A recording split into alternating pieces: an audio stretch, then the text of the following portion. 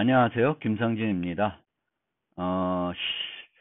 시간이 조금 이제 남아서 학기 요약을 준비해 봤습니다. 음, 보통 우리가 대면 수업을 하게 되면 각 수업 시간에 어떤 정해진 분량을 소화하기가 어려운 경우가 많이 있습니다. 예측하지 못한 어떤 긴 질의응답이 있을 수 있고, 또 설명을 어떻게 수업 시간에 하다 보면 생각 못하게 한 부분에 대해서 너무 오랫동안 설명하다 보면 시간 조절을 한다는 것이 그렇게 생각만큼 쉽지는 않습니다. 하지만 이렇게 코로나 때문에 비대면으로 수업을 할 수밖에 없었는데요.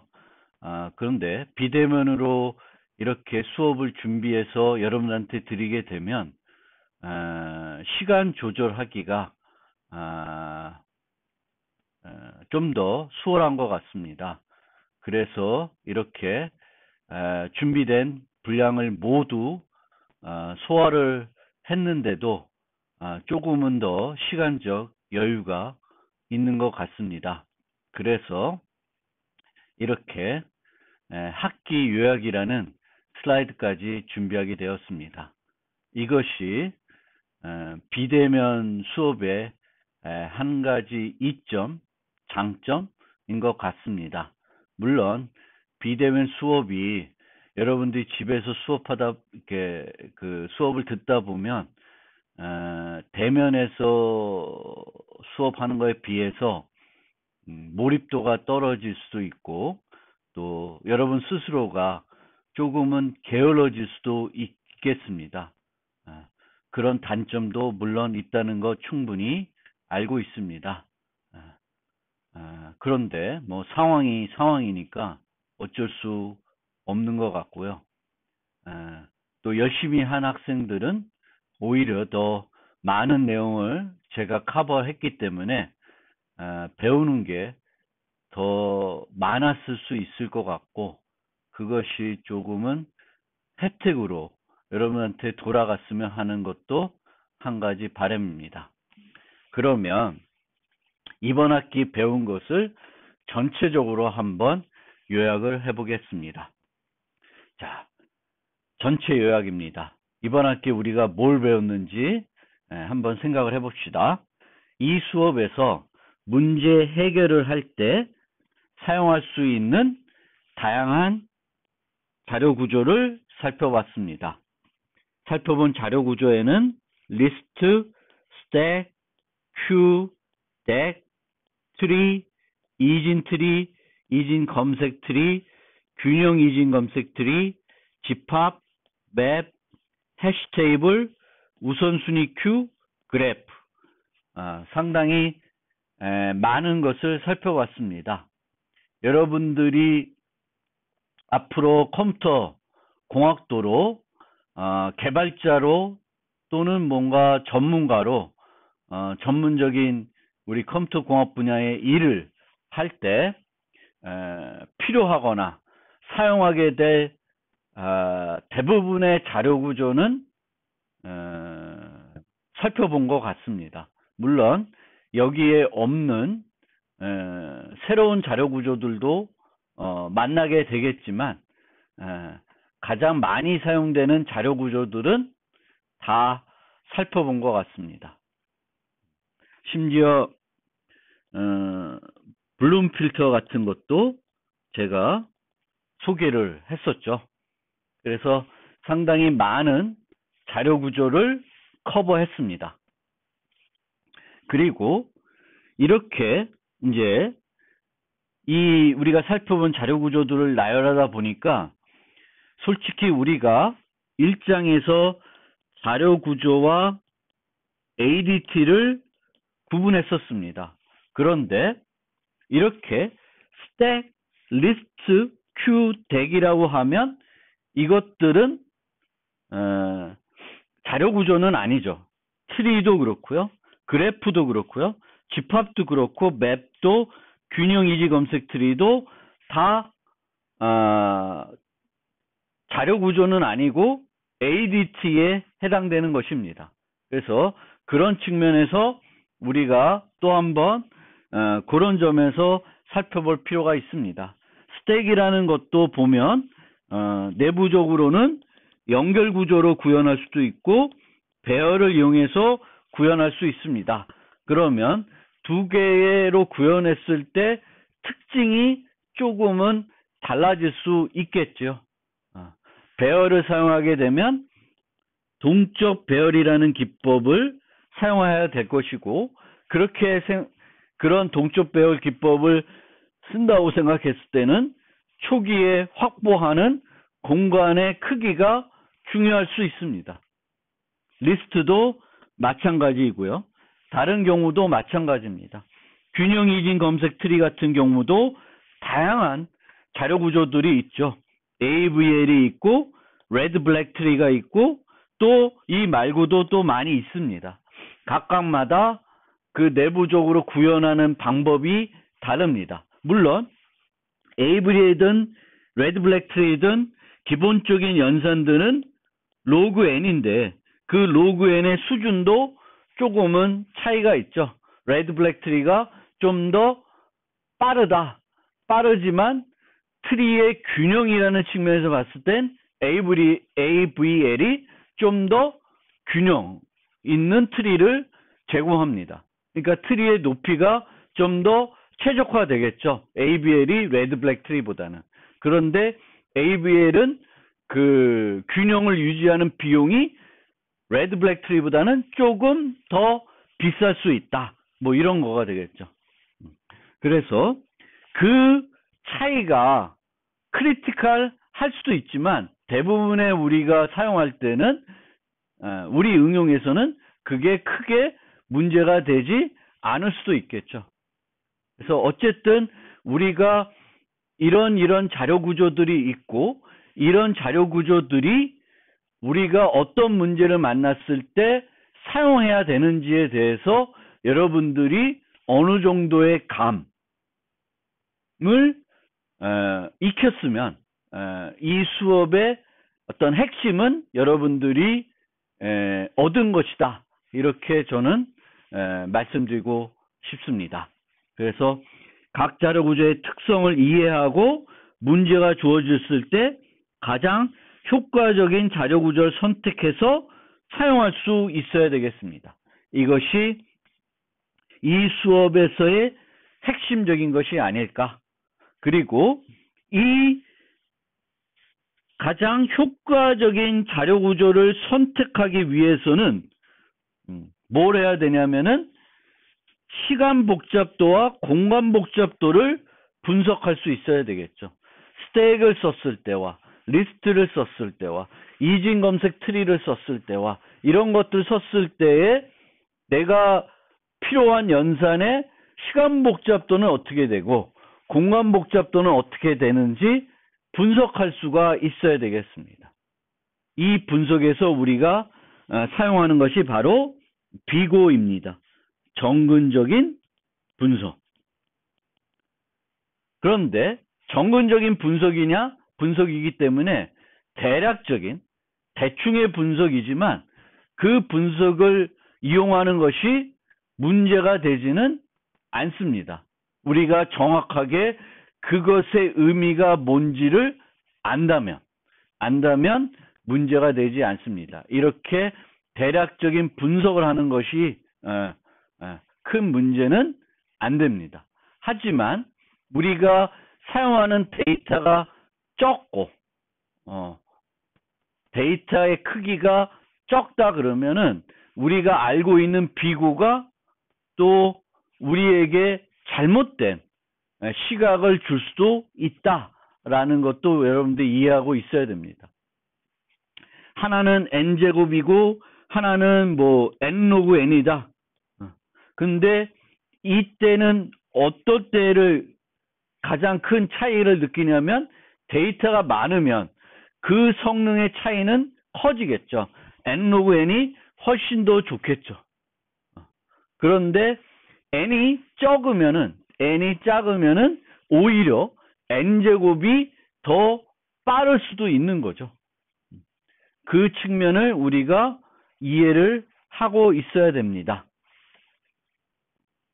그리고 여러분들이 각종 자료 구조를 구현해 보았습니다. 숙제로도 또 분석해 봤고 제시된 코드들도 리뷰를 해봤을 것입니다. 그런 통해서 여러분들의 프로그램 능력이 많이 향상됐을 것으로 기대를 합니다. 그것이 또 자료구조 수업을 통해서 여러분들이 발전해야 되는 것이죠. 그래서 자료구조 수업을 듣고 나면 여러분들의 프로그램 능력이 한 단계 올라가야 됩니다. 어떤 두 가지 측면에서 올라가야 되는데, 한 가지 측면은 자료구조를 이제는 올바르게 선택할 수 있기 때문에 그것 때문에 여러분들의 프로그램이 성능들이 좋아질 수 있겠죠. 옛날에는 잘못된 자료구조를 썼기 때문에 느려졌는데 이제는 올바른 자료구조를 사용함으로써 여러분들의 만든 코드들의 성능이 개선이 될 것입니다. 그리고 여러분들이 이런 자료구조들을 어떤 자료구조들은 상당히 만드는 것이 쉽지 않습니다. 근데 그런 것들을 만들어 봄으로써 프로그래밍 능력이 향상됐을 것입니다. 그래서 그런 측면에서 여러분들의 어떤 개발 능력이 향상됐을 것으로 기대를 합니다. 지금부터는 배운 것을 좀 더 세부적으로 중요한 것들을 살펴보겠습니다. 첫 번째로는 비고입니다. 우리가 어떤 자료 구조를 선택하고 그 자료 구조의 특성을 이해할 때 그 자료 구조를 시간 복잡도와 공간 복잡도를 분석할 줄 알아야 되는데 우리가 그때 사용하는 것이 바로 비고입니다. 비고는 최악의 경우 알고리즘의 특정 수준과 같거나 빠르다는 것을 나타냅니다. 비고는 최악의 경우에 분석이 되겠습니다. 비고를 꼭 최악의 경우에만 분석하는 건 아니지만 우리가 이 알고리즘이 비고로 ON이다라고 하는 것은 그 알고리즘이 최악의 경우 선형이다라는 것을 말하는 것입니다. 그래서 최악의 경우 ON이라는 것은 이 알고리즘이 ON이거나 그거보다는 빠르다, 더 빠르다는 것입니다. 그거보다는 느릴 수는 없다. 실제 수행 시간을 측정하여서 성능을 분석하는 것이 아니라 주어진 입력 크기에 대해 필요한 기본 연산수를 파악하여 시간 복잡도를 분석하는 것입니다. 기본 연산수. 연산수 대신에 필요한 공간의 크기를 분석해서 공간 복잡도를 분석할 수도 있습니다. 이때 이 공간 복잡도라는 것은 입력 크기와 그리고 내부적으로 사용되는 공간을 합해서 이 연산이, 이 알고리즘이 또는 이 자료 구조가의 공간 복잡도를 분석하게 되겠습니다. 입력 크기에 대해 필요한 기본 연산수를 나타내는 다항식을 구하고 그 다항식에서 가장 높은 차수가 알고리즘의 빅5가 되겠습니다. 그것의 의미는 입력 크기가 매우 클 경우에만 이 분석이 어떤 정확한 의미를 가질 수 있다는 것이 되겠습니다. 왜냐하면 나머지 요소들은, 나머지 아래차수 항들이나 개수들은 우리가 3n제곱이든 9n제곱이든 심지어 100n제곱이든 다 빅5로는 n제곱이라고 합니다. 따라서 n이 작으면은 당연히 100n제곱이 9n제곱보다는 느리겠죠. 그렇지만 전체적으로 봤을 때 어떤 크기에 따라서 증가되는 속도는 n제곱에 비례한다라는 거죠. 그래서 입력 크기가 클 경우에만 의미가 있는 분석이 되겠습니다. 정근적 최악의 경우의 분석이기 때문에 입력 크기가 매우 클 경우에만 의미가 있다. 거꾸로는 입력 크기가 작으면 비고가 나쁜 것이 실제 성능이 더 좋을 수도 있습니다. 그래서 그 측면을 우리가 이해를 해야 된다라는 거고요. 입력 크기는 정확하게는 그 입력을 컴퓨터에 표현하기 위한 문자 수입니다. 문자 수인데 항상 이렇게 정확하게 분석을 하지 않아도 됩니다. 배열에서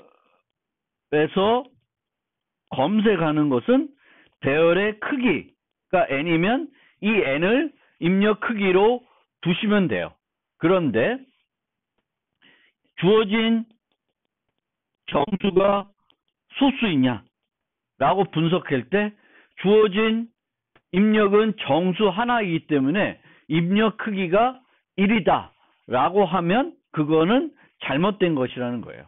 그래서 그런 좀 특별한 경우에만 정확한 분석을 하시면 되겠고, 일반적인 경우에는 우리가 직관적으로 생각하는 입력의 크기로 두시면 분석할 때 문제가 되지 않습니다. 그리고 여기서 앞서 말한 것처럼 기본 연산수를 파악해서 정확하게 분석을 해야 되는 거지만 일반적으로는 알고리즘을 보고 거기에 있는 반복문만 보면 대략적으로 이 알고리즘은 n제곱이다, n이다 라는 것을 분석할 수 있습니다. 굳이 세부적으로 대입 연산이 몇 개, 비교 연산이 몇 개, 뭐 이런 것들을 따지지 않고도 금방 이 알고리즘의 비고를 분석할 수 있습니다. 그리고 그렇게 분석한다고 해서 보통 틀리지가 않습니다. 왜냐하면 우리는 정근적인 분석이기 때문에, 최악의 경우 분석이기 때문에 그렇습니다. 따라서 여러분들이 이제 자료구조 수업을 듣고 나면 주어진 알고리즘에 대한 비고 분석을 시간 복잡도 측면에서, 공간 복잡도 측면에서 대략적으로 분석할 수 있어야 되겠고, 이 비고와 관련된 조금 더 자세한 내용은 알고리즘 수업을 들으면 더 이해하실 수 있을 것입니다.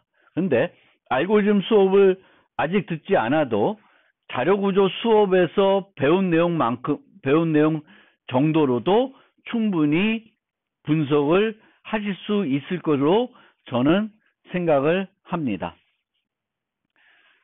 우리가 주로 만나게 되는 비고의 결과들은 이렇게 됩니다. 그래서 O1 상수 시간이 되겠고요.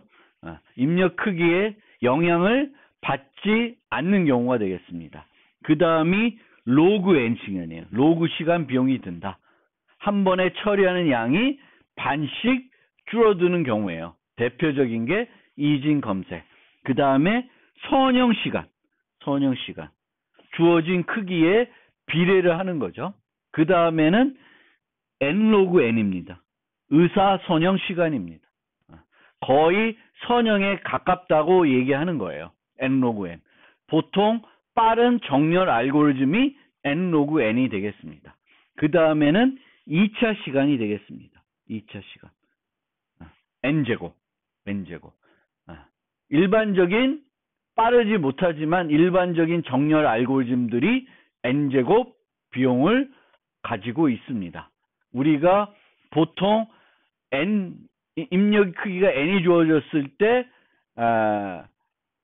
어떤 직관적인 방법으로 보통 해결하면 n제곱에 많이 해결할 수 있습니다. 그러니까 좀 더 기발한 또는 그 문제에 대한 어떤 특성을 잘 캐치하지 못하면은 주어진 문제를 있는 그대로 해석해서 문제를 풀게 되면 주로 n제곱에 풀게 되는 경우가 많이 있습니다. 그래서 그 n제곱으로 해결하는 문제들을 우리가 좀 더 고민해서 n 또는 n 로그 n으로 바꿀 수 있어야 되겠고, 이것이 바로 프로그램 그 문제를 잘 해결하시는 분들이 이제 이런 것들을 잘 하실 수가 있는 거죠. 우리는 많은 훈련을 하게 되면 이제 보통 n제곱으로 해결했던 문제들을 n이나 n로그 n에 해결할 수 있게 되겠습니다. 그 다음에 n제곱 말고 n3승, n4승 이런 식으로 되어 있는 것들을 우리가 다항시간, 다차시간 비용이 되겠습니다. 보통은 입력 크기가 n제곱이면 그보다 적게 어떤 계산하기가 제공하는 것이 쉽지 않습니다. 그래서 우리가 입력 크기 자체가 예를 들면 n제곱인데 n에 하겠다. 이거는 별로 가능한 게 아닐 수 있어요. 예를 들면 행렬이 있다. 행렬은 n by n이라서 들어오는 입력이 n제곱이에요. 그러면 두 개 행렬을 곱한다. 그럼 n제곱 곱하기 n제곱의 데이터가 들어오는 거예요. 그럼 그거를 n에 하겠다. 할 수가 없죠. 왜냐하면 데이터를 읽어드리는 거에만 n제곱 비용이 드는 거예요. 행렬 하나를 읽으려면, 전체를 읽으려면 n제곱이 필요한 거예요. 그래서 이 입력 크기보다 더 적은 비용으로 어떤 알고리즘을 만들겠다? 쉽지 않은 겁니다. 가능하지 않을 수도 있어요. 그리고 이제 매우 느린 알고리즘 중에는 이런 지수시간, 계산시간 비용도 있습니다. 여러분들이 나중에 알고리즘을 배우면 이해하겠지만 어떤 문제들은 지금까지도 다항시간 알고리즘들이 발견되지 않은 문제들도 많이 있습니다. 그런 문제들을 이제 어려운 문제들이라고 하죠. 해결이 안 되는 효과적인 알고리즘들이 아직까지 발견이 안 된 문제들도 많이 있다라는 거예요. 그러니까 지수시간 비용이니까 사용할 수 없다. 사용할 수 없죠. 지수시간 알고리즘은 n이 크면 그걸 계산하는데 너무 많이 걸리기 때문에 사용할 수가 없습니다. 그래서 이제 그런 문제들에 대해서는 다른 접근 방법들이 필요한 것이고요. 어쨌든 이런 것들을 여러분들이 만나게 되는 것이 되겠습니다. 그 다음에 우리가 이제 자료 구조가 뭔지 비고에 대한 얘기를 했고 또 C++, 모던 C++에 대한 설명을 드렸습니다. 그 다음부터 우리가 살펴본 게 리스트라는 ADT입니다. 그리고 이 리스트라는 ADT를 크게는 배열로 구현하는 방법과 연결 구조로 구현하는 방법을 살펴봤습니다.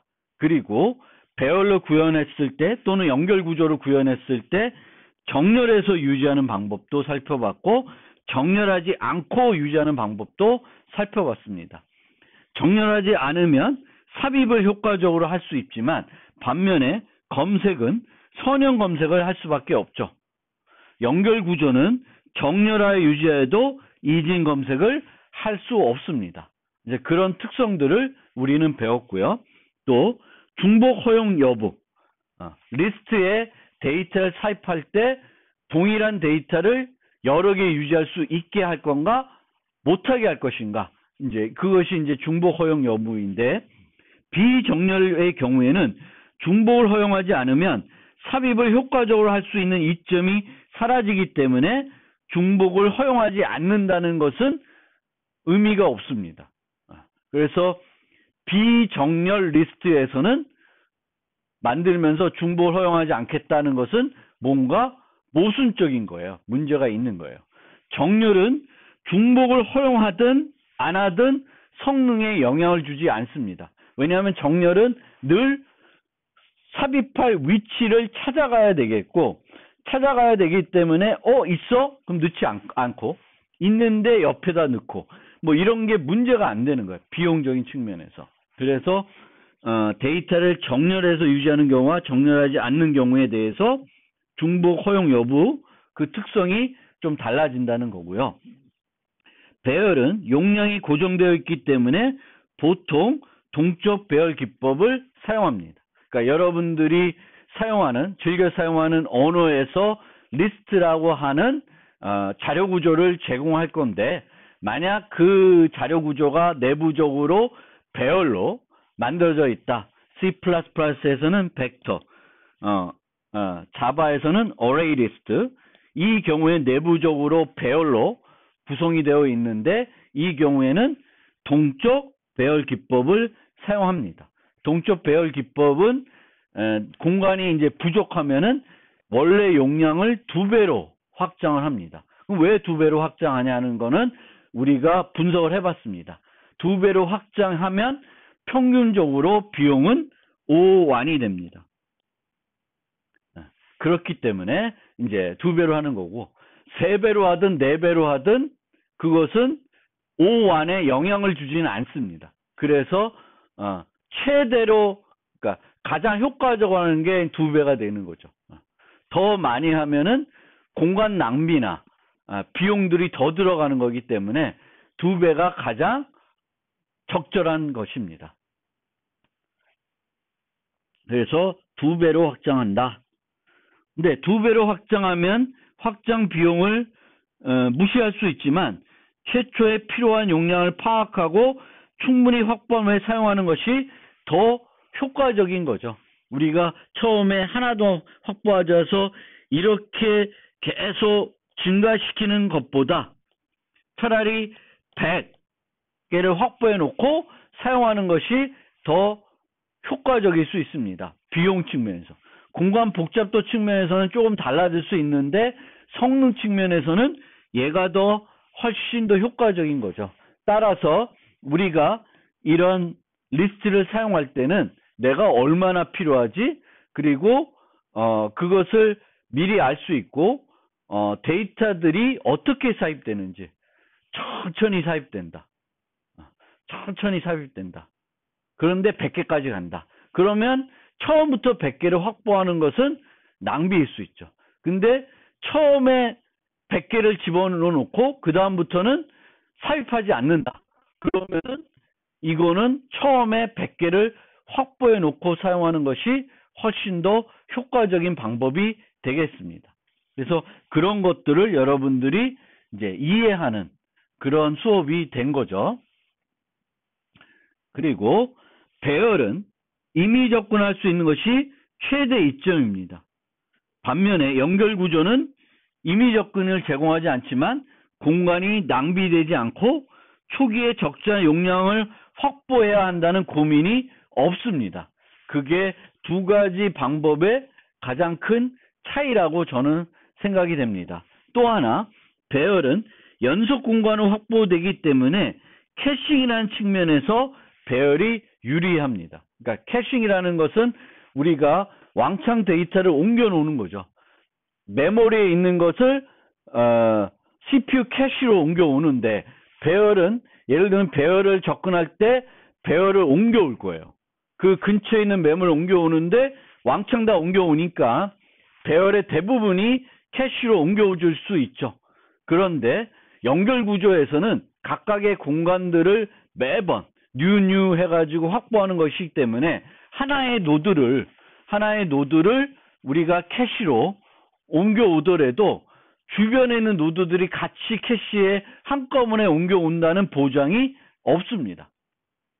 그래서 그런 또 차이가 있으니까 이것도 여러분들이 고민할 때 한 번쯤 생각해 봐야 될 지점이다 라는 것을 이해해 주셨으면 좋겠습니다. 리스트는 그리고 다른 자료 구조를 구현할 때 내부 데이터를 저장하는 용도로도 많이 활용됩니다. 스택, 큐, 덱, 해시, 테이블 같은 것들도 리스트라는 내부 자료 구조를 사용해 가지고 구현을 할 수 있습니다. 그래서 C++ 같은 경우에는 여러 가지 자료 구조를 쓸 때 컨테이너를 내가 지정해 줄 수 있습니다. 내가 그 해시 테이블 쓰면서 벡터를 내부 자료 구조로 쓰라고 줄 수 있습니다. 그런 식으로 되어 있기 때문에 여러분들이 또 이런 측면도 이해해 볼 필요가 있습니다. 배열은 기본적으로 맨 뒤에 삽입 추출이 효과적인 거고, 연결 구조는 맨 앞에 삽입 추출이 효과적인 자료 구조가 되겠습니다. 배열은 삽입 순서를 유지하면서 양방향으로 효과적으로 삽입 추출하기 위해서는 순환 배열 방식을 사용해야 됩니다. 순환 배열 방식을 사용하지 않으면은 앞에 집어넣을 때 다 요소들 하나씩 뒤로 밀어야 되는 문제가 있죠. 연결 구조는 양방향으로 효과적으로 삽입 추출하고 싶으면 꼬리 포인터까지 유지하는 이중 연결 구조를 사용해야 가능합니다. 단일 연결 구조에서 꼬리 포인터를 유지하더라도 팝백은 여전히 선형 비용이 든다 라는 거예요. 꼬리 포인터까지 유지하면 푸시 프런트,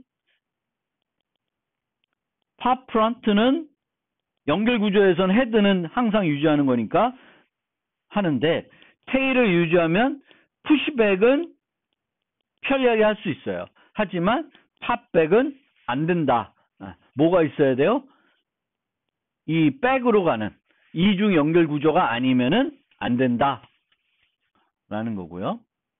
이 표를 잘 이해하실 필요가 있는데 그 어레이 리스트는 임의 접근이 가능하기 때문에 정렬되어 있으면은 이진 검색할 수 있어서 로그 n인데 나머지는 다 선형 검색밖에 할 수 없습니다.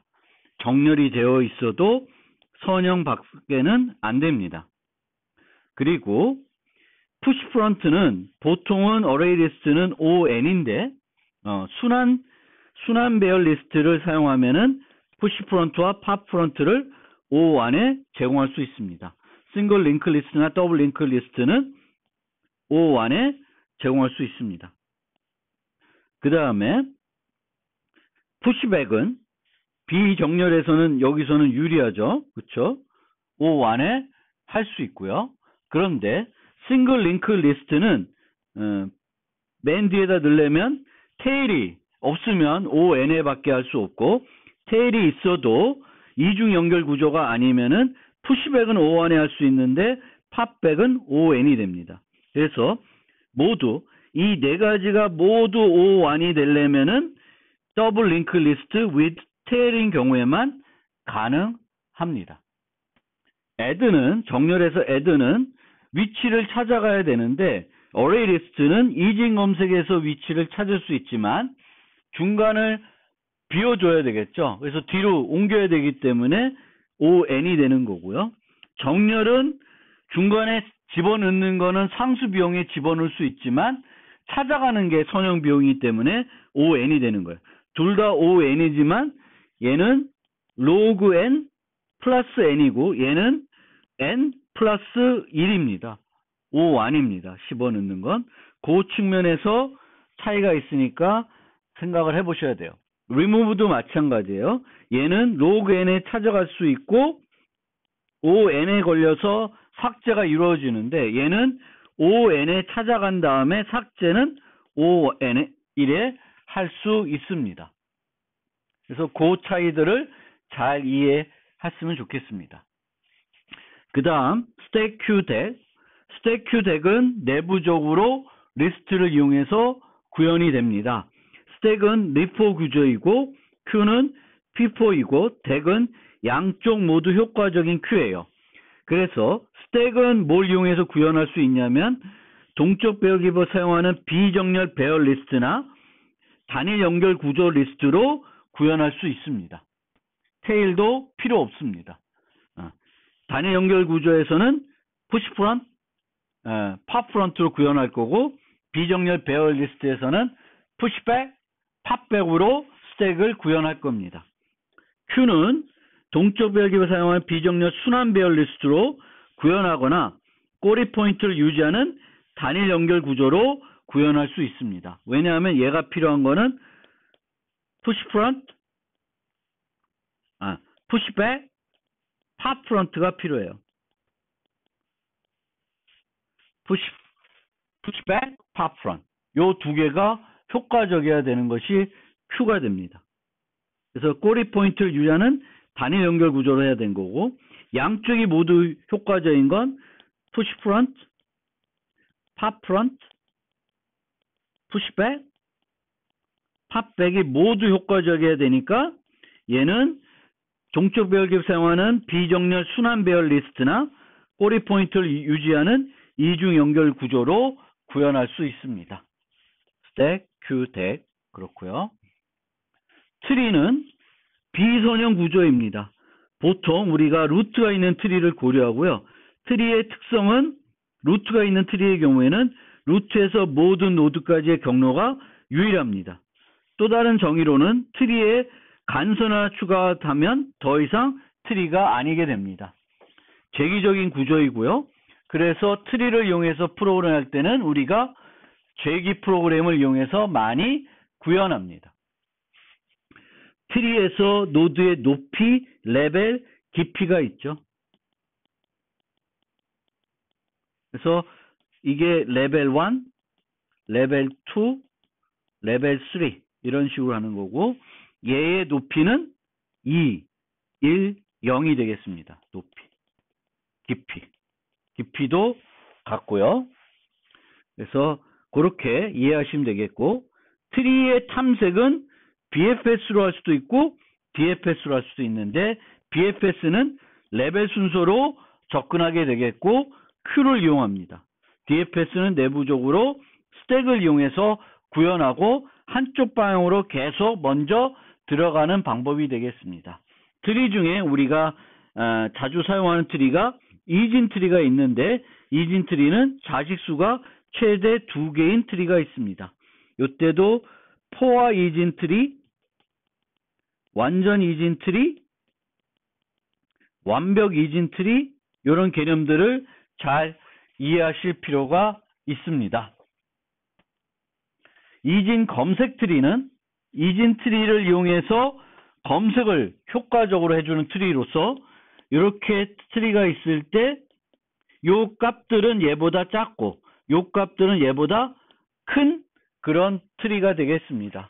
우리가 이진 검색을 트리로 표현해서 진행한다 이렇게 생각하시면 되겠고 이렇게 했을 때 기존에 우리가 살펴본 리스트와 비교를 해보면 삽입은 배열에서의 삽입은 O1이고 정렬에서 삽입은 ON이에요. 비정렬인 경우엔 O1이고 ON인데 이진 검색 트리는 log n이 되겠죠. 검색은 비정렬 ON인데 정렬은 이진 검색을 할 수 있고요. 연결 구조에는 다 n이죠. 근데 이진 검색 트리는 log n이 됩니다. 그렇지만 순위 선택, n번째 요소 뭐 이런 거예요. 근데 정렬되어 있으면은 임의 접근이 가능하기 때문에 바로 알 수가 있죠. 비정렬에서는 전체 거를 다 탐색해 보면 특정한 n번째 요소를 우리가 계산할 수도 있죠. previous next도 어떤 값이 주었을 때 그 값의 previous 값, next 값을 우리는 전체를 검색하면 찾을 수가 있죠. 그런데 정렬에서는 임의 접근이 가능하니까 걔로 가서 바로 양옆에 있죠. 그러면 어떤 키가 주었을 때 이거는 log n이겠네요. 그렇죠? 찾아야 되니까 주어진 값을 찾아야 되니까 O1이 아니라 log n이 되겠습니다. log n. 그러니까 요 K라는 키가 어디 있는지를 찾고 그것의 previous next는 옆에 있겠죠. 그래서 얘를 찾는 데는 log n이 걸립니다. 얘는 또 log n이고요. range는 뭐 전체를 검색하면 range를 뭐 3에서 10 사이의 값을 찾아달라. 그럼 처음부터 쭉 가면서 3보다 크고 10보다 작으면은 값에 포함시키면 되겠죠. 그래서 그렇게 비정렬이면 이런 식으로 선형으로 해야 되는데 배열에서는 정렬되어 있으면은 log n으로 가서 쭉 가면 되죠. 그러면 이 range 검색을 할 수가 있고요. 연결 구조에서도 이렇게 전체를 검색해야 되는데 이진 검색 트리는 log n으로 찾아간 다음에 next를 통해서 쭉 갈 수도 있습니다. 뭐 여러 가지 다른 방법도 있는데 이런 비용이 들게 되겠습니다. 그래서 이진 검색 트리는 어떤 경우에는 기존 리스트보다 비용이 더 많이 들 수 있지만 모든 거를 항상 로그 n에 비례해서 제공할 수 있다는 것이 이진 검색의 트리의 장점이 되겠습니다. 그런데 일반 이진 검색 트리는 삽입하는 순서에 의해서 트리 모습이 결정되기 때문에 주어진 복잡도, 얘를 늘 로그 n에 이루어지기 위해서는 일반 이진 검색 트리로는 가능하지 않고 균형 이진 트리를 사용해야 요 비용을 얻을 수가 있습니다. 그 다음에 집합 맵이라는 자료 구조가 있죠. 두 자료 구조는 모두 삽입과 검색이 효율적인 자료 구조입니다. 그래서 해싱 기술을 이용하여 구현할 수 있고 균형 이진 검색 트리를 이용해서 구현할 수 있는데 해싱 기술을 이용하면 비용들이 삽입 검색 삭제 요 세 개 연산이 O1이 되겠고 후자는 로그 n이 됩니다. 전자에 대해서는 해시트리는 다음 슬라이드에서 좀 더 자세히 설명드리겠습니다. 집합은 키만 유지하고 맵은 키와 값, 쌍을 유지하는 자료 구조가 되겠습니다. 키의 범위가 제한적이면 직접 주소 방식을 이용하여 구현할 수 있고 이 경우에는 우리가 비트 벡터를 사용해서 공간을 더 절약할 수도 있습니다. 일반적인 해싱 기술을 이용하는 것이 아니라 다이렉트 어드레싱을 이용할 수 있다. 내가 1에서 100가지 값만 저장한다. 그러면 100개짜리 배열을 이용해서 저장을 하면 됩니다. 이게 직접 주소 어드레싱이고 이렇게 인트 배열을 이용하는 것보다는 있냐 없냐만 알고 싶으면은 비트 벡터를 이용하면 훨씬 공간을 절약할 수 있습니다. 삭제가 필요 없고 검색이 작은 확률로 거지 양성을 주어도 괜찮으면은 블룸 필터라는 걸 이용할 수도 있습니다. 그래서 이런 것도 알아두시면 좋겠습니다. 해싱은 O1이라고 하지만 해싱은 뭐냐면은 해시 함수를 이용해서 저장할 값의 저장 위치를 계산해서 임의 접근이 가능한 배열의 데이터를 저장한 기술입니다. 그런데 해시 함수는 기본적으로 충돌이 불가피합니다. 즉 서로 다른 데이터이지만 그것의 해시 값은 같을 수 있는 거죠. 그때 우리가 충돌을 발생했다고 합니다. 그런데 초기 용량을 충분히 확보하고 좋은 해시 함수를 사용하면 충돌을 최소화할 수 있습니다. 여기서 충분히 확보하는 것은 수학적으로 계산해 봤더니 1.3배다. 1.3배. 그래서 내가 100개 저장할 거면 130개의 용량을 확보하면은 충돌을 최소화해서 좋은 성능을 발휘하는 그런 해시 테이블을 사용할 수 있다라는 것입니다. 그런데 이때 실제 비용이 O1이라고 할 수 있는데 이럴 때 할 수 있는데 이때 우리는 뭘 생각 안 하냐면 해시 함수의 계산 비용을 생각하지 않고 또 용량이 적었을 때 용량이 만약에 내가 130개를 확보 못하고 출발했을 때 그 동적 배열이기 때문에 늘어나는 그 비용은 생각하지 않고 그냥 O1이라고 생각하는 경향이 있는 것입니다.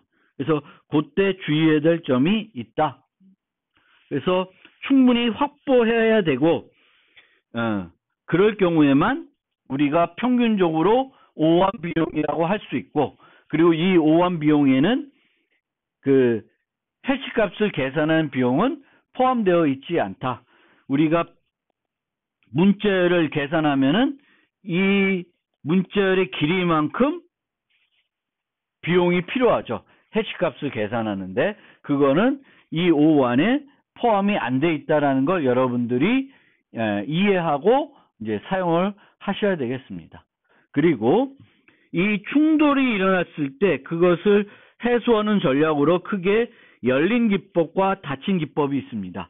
열린 기법은 원래 값은 여기 3인데 3 위치에 저장하는 것이 아니라 뭐 칠 위치에 저장하는 그런 게 이제 열린 기법이 되겠고, 닫힌 기법은 뭐 이렇게 연결 구조를 쓴다든가 버켓을 여러 개 만들어서 여기가 차 있으면 옆에다가 저장하는 거기 되겠습니다. 그래서 그런 기법들이 있고 그 기법마다의 또 특징들이 있으니까 여러분들이 잘 이해해 주셨으면 좋겠고, 보통은 닫힌 기법 요런 방법을 쓰죠. 그리고 이때도 요 리스트가 뭐 2개 정도만, 그보다 더 커지면은 이제 비용이 많이 들기 때문에 그렇게 하지 않게끔 사용을 하는 방법을 사용하게 되겠습니다. 그 다음에 우선순위 큐.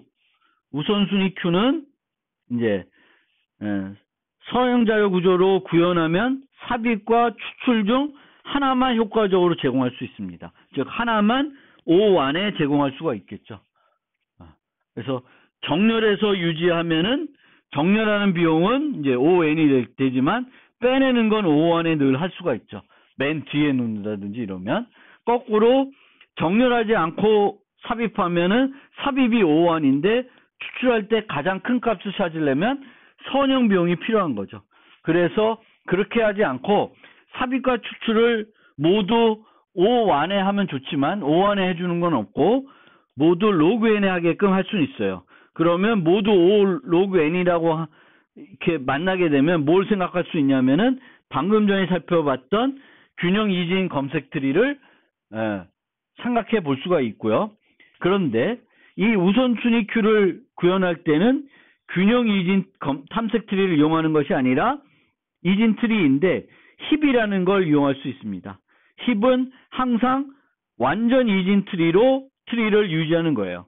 그리고 완전 이진 트리로 우리가 트리를 모델링 했을 때는 얘를 뭘로 모델링 할 수 있어요? 배열로 만들 수가 있습니다. 배열로 유지할 수 있다. 근데 배열로 유지하면 또 뭐가 필요해요? 동적 배열 기법이 필요하죠. 그래서 이거를 우리가 또 잘 감안해서 사용하셔야 되겠습니다. 그것이 우선순위 큐가 되겠습니다. 그 다음에 그래프. 그래프는 트리를 포함한 개념이다. 그래서 그래프가 있고 그래프의 일종이 트리가 되겠습니다. 트리와 그래프는 노드와 간선으로 구성이 되어 있고 방향, 무방향, 또 가중치, 비가중치 등 다양한 형태가 있을 수 있습니다. 그래서 간선에 방향이 있는 거, 없는 거, 여기에 3 이렇게 가중치가 있는 거, 없는 거 등 다양하게 우리가 모델링하는 것이 뭐냐에 따라서 다양한 형태로 그래프로 표현할 수가 있겠고, 그래프를 표현하는 방법은 크게 인접 행렬과 인접 리스트가 있습니다. 인접 행렬은 언제 사용하냐? 희소 그래프일 때는 인접 리스트를 사용하고 밀집 그래프일 때는 인접 행렬을 사용하게 되겠습니다. 그리고 이 방향 그래프가 아니면은 인접 행렬을 쓰게 되면은 대칭이기 때문에 낭비가 되죠. 낭비가 되는 게 있어요. 무방향이면 인접 행렬에서는 반은 낭비가 됩니다. 그리고 방향 그래프의 경우에는 이제 역인접 리스트가 필요할 수도 있다. 그래서 요거를 잘 여러분들이 이해해 주시면 좋겠고, 그거의 예시로 이번 학기에는 이제 최단 경로 문제만 간단하게 살펴봤습니다. 그래서 비가중치 그래프에서는 최단 경로 문제는 단순 BFS로 해결할 수 있고, 음수 가중치가 없는 가중치 그래프에서는 다이스라라는 알고리즘을 사용할 수 있는데 얘가 탐욕적 알고리즘이다 라는 거고요.